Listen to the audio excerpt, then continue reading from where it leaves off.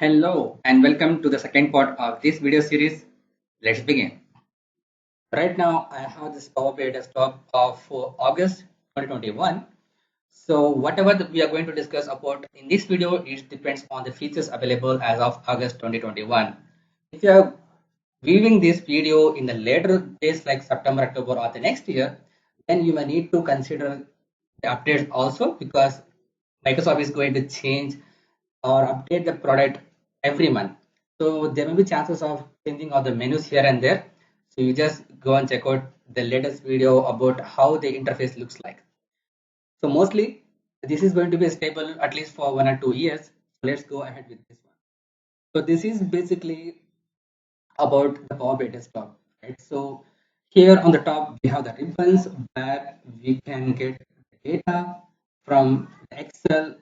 There are 100 plus of connectors which we have, so we can connect to that. And also we can go to the transformation data if you want to use the Power Query, which is also a functional language in Power BI and which is also called an M query language, which is I like them most rather than the DAX to be frank, because this helps a lot to do in the backend itself. And also the experts suggested to use whatever the calculations you have in the backend itself. Like if you are using the SQL Server, SAP or something else, it is good to use it on the backend itself.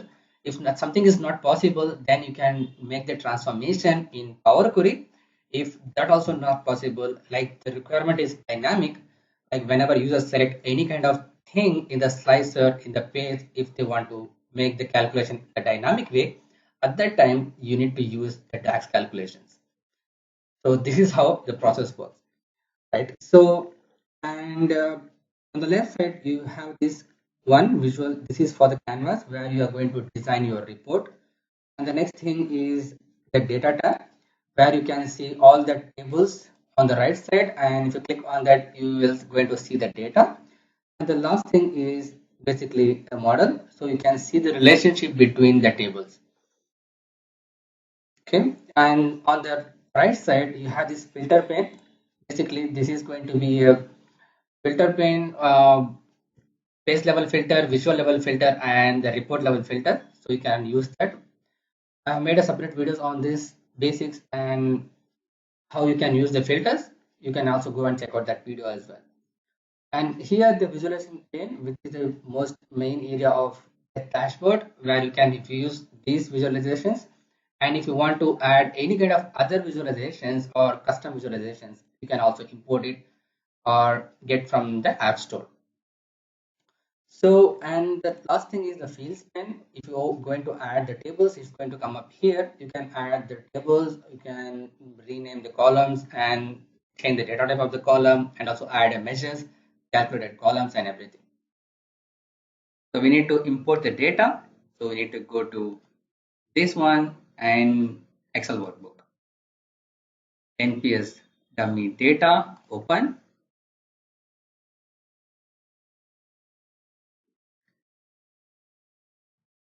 So here I have this country list and NPS. I'm selecting on to these two and transform data. If you want to know how I have extracted this information, is basically I have gone through this website and then here I had 2 letters of the country, 3 letters of country and the country name. So I have copied all the thing here and pasted on an Excel file and then import it again in Power BI.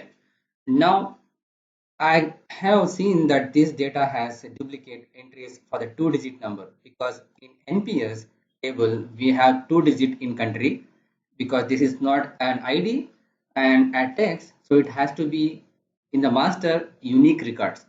So I'm going to click on this one and click on remove duplicates. Remove duplicates. Here is the one. So click here, then it's going to remove all the duplicates in this column. Okay, now I have this unique records in country list. This is going to be a master list of the country, and in NPS, first thing, let me refresh this. Okay, now I have this response state, unique ID, country, unit, and and everything. So first thing, I want to convert the response date and time into date, because if you keep the date and time column, this is going to increase the cardinality of this Power BI report, and that makes the data set to be huge, right? So it is good to have it converted to a date if you are not measuring things in the daytime. If you are measuring things in a daytime, then the good thing is you can split this column into two different things. One is for the date, other is for the time. So that's a good practice. But if you are just measuring in terms of date, month, and year, then it is good to convert this date and time into date. Now I just click on date. So I just click on this one and click on date. So it is asking me, do you want to add a new step or you can use the existing one? So let me replace the current itself. That's not a big deal. If I have used and add a next step, then it has added a next step here after the change type, right? Okay. Now moving on to next, what else I need to do corrections here is ideally I'm thinking to make the transpose of it, right? So what I'm going to do now, I'm going to select the columns till this one, source type. So I just press first column and then shift and then click on the last column. So it's going to select all the columns, whatever it has. And then you need to go to transform and you can create unpivot columns here. Let me zoom this. So I have this transform and unpivot column. If I click here, it's going me these options: unpivot column, unpivot other column, unpivot selected columns. Actually, I just need to use other columns. Whatever I have selected, I don't need to change those columns. Other than those columns, I need to be unpivoted. Okay, now what it has done is, let me click on change type, the previous step.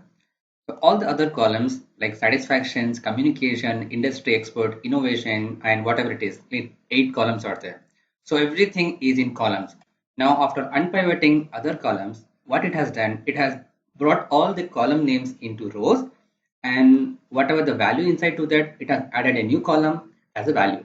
So it converted the columns and rows into attributes and value. That's the beauty of unpivot columns. I have made a separate video on the detailed topic of unpivot columns. If you haven't seen that, just click on the link given on top of your screen. Now coming back here, I'm just going to rename this one. Instead of attribute, survey type, and here is the survey result. So double clicking that column name, you can edit that. So survey type is there and survey result is there. So Power BI is smart enough that it has automatically convert the data type of the column to be text, and for this it is a number. So far so good. So what we have done so far is we have converted, added two tables, and then we remove the duplicates in country list, and in NPS we have changed the date time to date, and then we have unpivoted other columns, and also we have changed the column headings of these two last column. And now we need to add one more small table, manual table, which I usually calls to be an emoji table. So now you need to click on home and then click on enter data so that you can add a new table manually. For that, you need to give double click here and give it a column name, serial number, and here it is the, so you need to add the score and unicar. So I'm going to add an emoji to that. So I'm going to use the unicar character. So 1, 2, and 3. 0 to 6 is for the lowest one, detractors, and 7 and 8 is for 7 and 8 is for passivers, and then 9 and 10 is for promoters. So now we need the unicar character, right? So here's the website I have gone through. There you can find a lot of unicar symbols, and if you scroll down, then you can find the emojis here. Right now it's everything is in black and white. Here is the one. So here the smiley symbols are there. So I have taken one of them, three of them from here, And for three of them, the code I have taken for the detractors is the sorrow symbol, which comes where it is. It's here 12577 and 12578 for passive for promoters and 128528 for passivers. So let me copy this. This is for detractors, which is not happy. You can just copy and paste the Unicode code here. And for passivers, it's this one. Just copy it and paste here. And now it's the symbol smiley pasted here, which is for promoters. So you can give it a name. I'm going to give it name as emoji and click OK. Now we have added the third table, and then you can click on home and then close and apply. It brings up to Power BI desktop and it's loading all the tables inside to that. Power BI is smart enough, it will try to detect the relationship between the tables automatically. If sometimes it may not. In that case, you can create your relationship by your own. Okay, now the data has loaded here, and first thing you need to save the file. So save here, you need to save it in your location. So nps demo. And now I have these three tables. Let's go to this relationship. Let me expand this one, and in the modeling you can click on manage relationship. So there is no relationship now, no issues. You can click on new and then click on the country list table, select the first column. Oh, one thing I forgot here. Let's go back to Power Query Editor. So home and then transform data. If you are noticed in the country table, the first is the column 1, column 2, column 3. That's not the column name. The 2 letter, 3 letter and country name is the column name. For that, you need to click on this icon and then use first row as headers.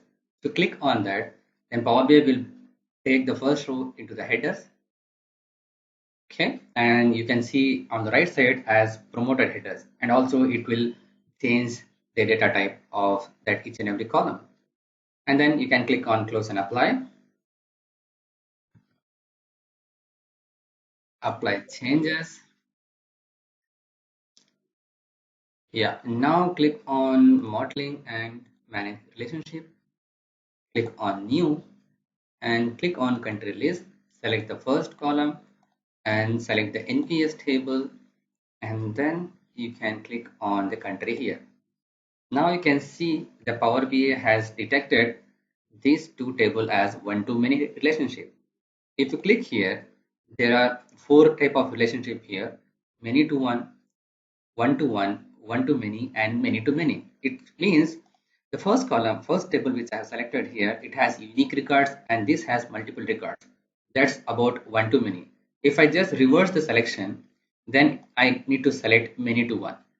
If both the tables has unique record, then in that case it's one to one.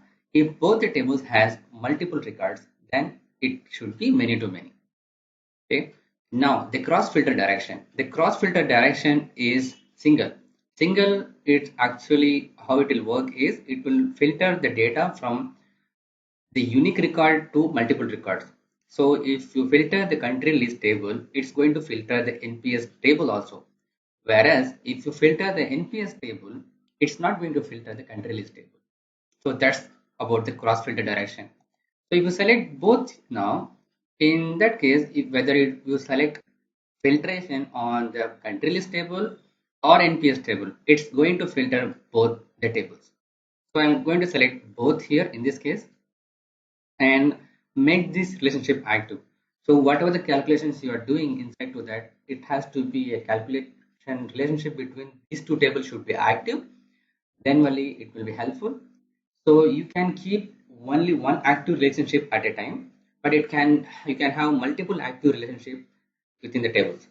So as this, we are the first one, which I mean, as we are going to create the first table relationship between this table, so I need to make this relationship active and click on OK. For the other things about the relationship, I made a separate detailed video on that. You can just check out that video given in the description below. So now these two is fine and close now. Now what we need is the main thing is the date table. Without creating a date table, without having a date table, in Power BI calculations are incomplete, I can say. Because the time intelligence functions, if you are using it in Power BI like date at same period last year and other things, then it is a must for you to have a date table, right? Okay, this is fine. Now how we can create a date table, whether you can create the date table in Power Query or also you can create it on the tags. I have made both of them video separately, you can go and check out that, but in this video series I'm going to create it in the tags itself. For that, I need to go to now where it is modeling and then new table. So there is a function which we have is the calendar. Let me zoom this one. Calendar table. I'm going to give it a name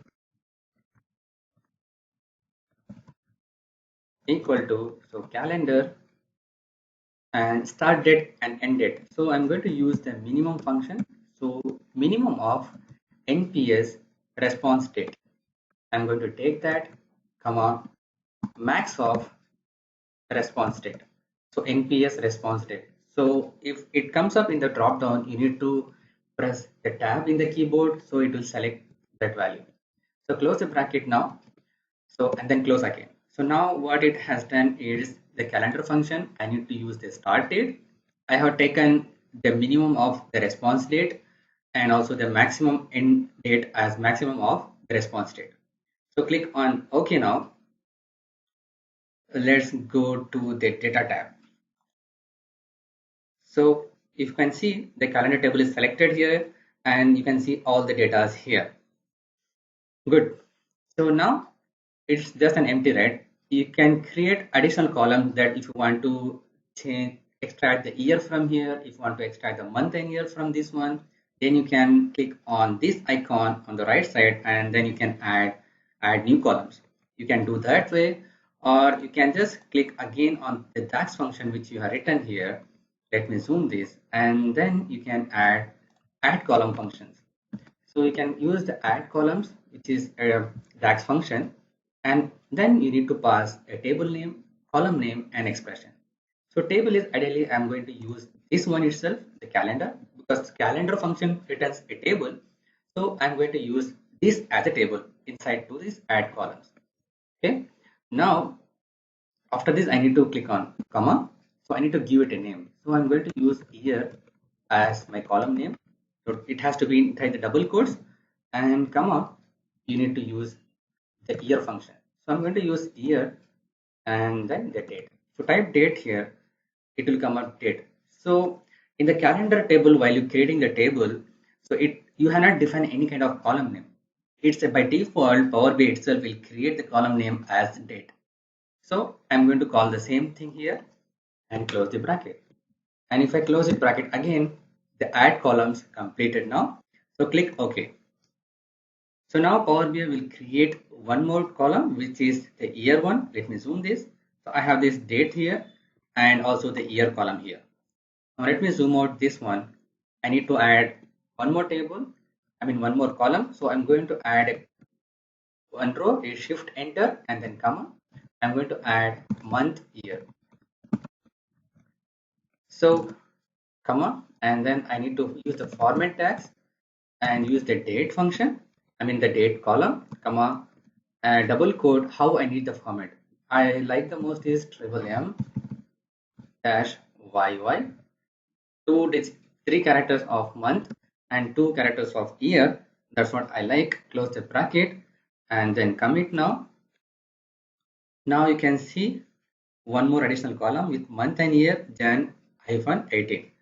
And I need to sort this month and year, right? Because if you use the same thing in the chat in any of the visuals, then it is going to sort it in alphanumeric. So April will come first, and then February, and then Jan, something like that, right? So in order to sort it by Jan, Feb, and March, you need to use something numeric, right?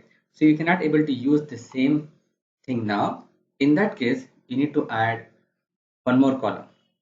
No, let it be here as is. I'm going to add that when we are going to build that visual so that you will clearly understand how it is and what it is. So this is enough as of now. Okay, now what we need to do is we need to build the basic measure, that is just a count. So I'm opening this one and adding this measure here. So initially lots of people used to say that create a separate table for creating a measures. Even in my previous video I had done that, but after that there are few things which we need to keep in mind, like that if you're going to use the Q&A visuals and artificial visuals, then it is good to have that measure inside to the same table itself. And also the experts of Power BI, SQL BI, Marco Russo and Alberto Ferrari also suggested to use and create the measures in the same table itself. So I'm going to use a measure which is just count, where it is just the count, nothing is there. So equal to count of the function, and then I'm going to use the survey result. This is the one, and come on, bracket. Okay. Okay. Oh, I forgot one more thing to mention you. So you have created a calendar table, right? Now you need to make a relationship between these two tables, calendar and the NPS.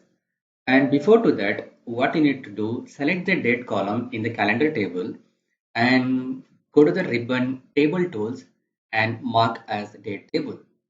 Because, let me zoom this. If you mouse over here, what it says, selected table to be used for the dates in the report. This table will be referenced if you set up a data hierarchies and or time intelligence. So it means if you are using a time intelligence functions, then it is must for you to have a date table. So just creating a calendar table, by just creating a calendar table, that is not enough. It has to be marked as a date table. So it is available on the table tools and mark as date table. We click here and then click on mark as a date table. Now it will open up a pop-up window. Where is that? Yeah, here's the one. So mark as date table. Select a column to be used for the date. The column must be of a data type date and must contain only unique values. So this is the one I'm going to select, and it has validated successfully. When you mark this as a date table, the built-in date tables that were associated with this table are removed. Visuals or DAX expression reference to them may be break. So these are the things which you need to do it in the first step before building any kind of measures or any kind of visual activities. Because these are the prerequisites, something we can say. So I'm going to mark this table as date table and click on OK. Now if you look at this one, the response time, you have the calendar, you have the calendar. Now this calendar disappears from here and it has given a different symbol, right? It means this is marked as a date table. Now we need to give a relationship, right?